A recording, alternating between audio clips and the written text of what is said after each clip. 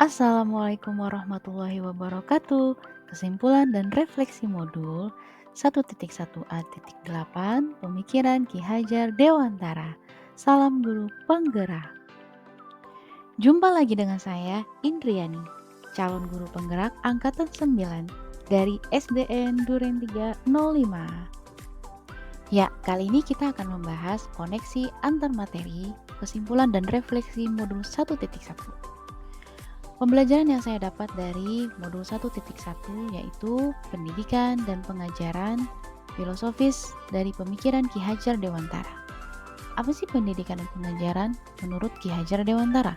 Pendidikan dan pengajaran merupakan sarana membina, menuntun pola berpikir peserta didik, baik akal budi teoritis maupun akal budi praktis mereka demi membentuk pribadi yang berpengetahuan dan beretika.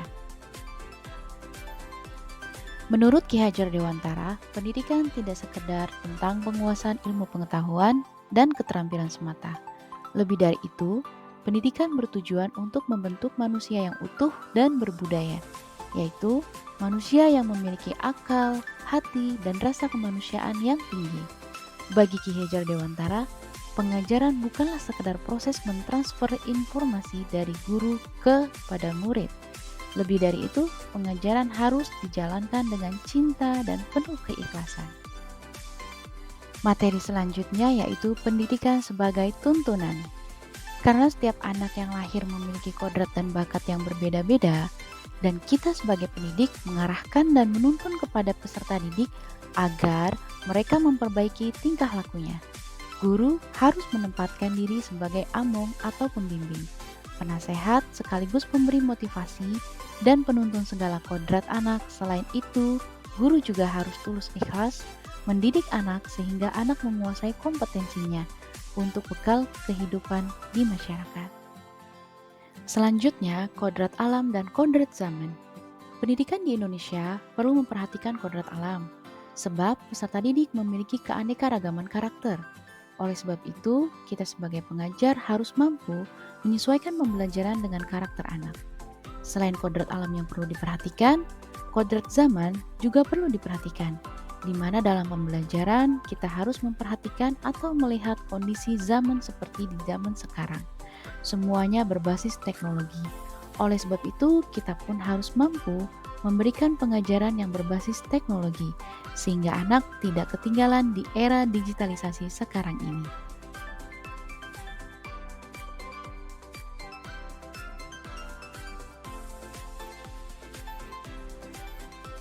Sebelum mempelajari modul 1.1, pembelajaran yang saya lakukan yaitu pembelajaran hanya mementingkan ketercapaian materi saja, sehingga saya menganggap murid memiliki kebutuhan yang sama dan tidak mempertimbangkan karakteristik murid.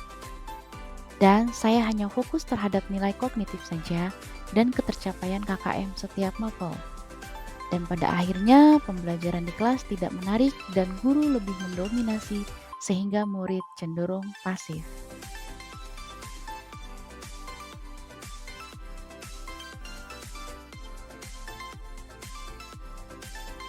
Setelah mempelajari modul 1.1, pembelajaran yang saya lakukan di dalam kelas yaitu pembelajaran bukan hanya mencapai ketercapaian materi, tetapi menuntun peserta didik untuk menumbuh kembangkan potensi yang dimilikinya dengan minat dan bakatnya.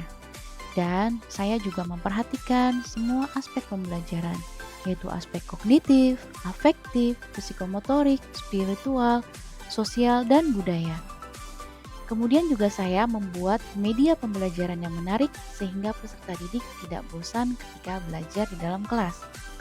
Saya juga memberikan ruang kepada peserta didik sebagai subjek pembelajaran, yaitu bebas mengemukakan pendapat, memilih cara belajar, dan kebebasan berekspresi dan berkarya.